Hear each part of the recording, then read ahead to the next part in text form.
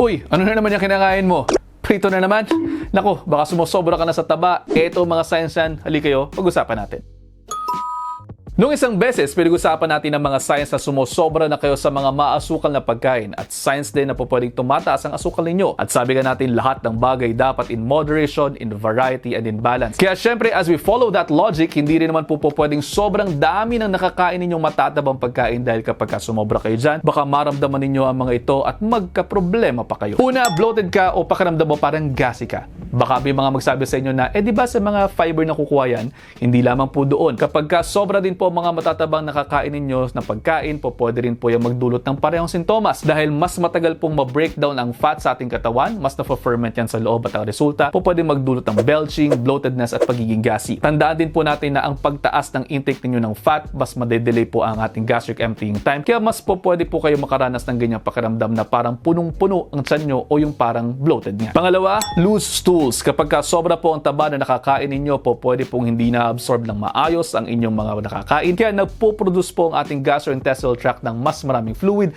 thereby causing diarrhea. Kadalasan din, hindi naman sa pang-judge kapag masyado kayo marami nakakaing matatabang pagkain, less ang nagiging intake ng fiber, kaya mas naglulus po ang inyong mga stools. Kaya kung kakain at kakain din naman kayo ng matatabang pagkain, isipin ninyo na parating kinakailangan nyo dagdagan ng mas maraming fiber ang kinakain ninyo. Makukuha nyo yan sa gulay at sa prutas. Pangatlo, sluggish feeding. Tulad din po ng masyadong matatamis at masyadong maraming simple carbs, kapag sobra din po ang taba na nakakain ninyo po, pwede rin kayo makaramdam ng sluggishness. Oo, nagagamit po natin ng fat for energy, pero dahil nga po matagal bago ma-convert yan into energy, dahil ang dami pa niyang dadaan ng proseso bago ma-convert, po pwede po talaga makaramdam ng sluggishness ang isang taong masyadong maraming kumain ng mga matatabang pagkain. Pang-apat, tumataas ang cholesterol levels mo. Kapag masyadong maraming animal fat sa diet ninyo, po pwede pong yan tulad ng butter, ng cheese, ng beef marbling, ng pork, po pwede pong tumaas ang inyong saturated fat intake and in turn magdulot ng pagtaas ng LDL cholesterol o yung bad cholesterol. Tandaan po ninyo na risk yan sa pagkakaroon ng sakit sa puso. Kaya nga tayo ay mayroong normal reference range para po sa inyong blood test ay para sundin. Pwede rin po kayong magkaroon ng physical sign yan na kung tawagin ay xanthelasma. Yun ay para mga yellowish patches sa inyong mga eyelids at saka yan ay sign din talaga ng mataas na cholesterol.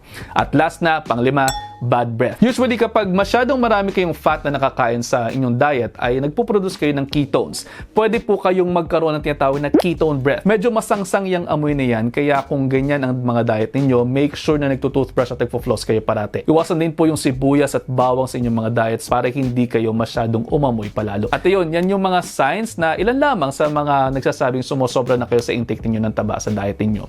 Sabi nga natin, moderation, variety, and balance lang talaga ang key sa pagpapapayat. Huwag maging extreme. At isa pa, ayon po sa mga latest na pag-aaral, kung nagpapapayat kayo at yun ang goal natin, kahit na ano pang distribution yan, mag-work naman yan basta't mayroon lamang po kayo mababang intake ng calories in versus calories out. At yun nga, sabi ko nga po sa inyo, ayaw na ayaw ko lang kasi talagang nagkakasakit kayo. Kaya naman nagpapaalaala pa rin po ako dito sa harapan ninyo.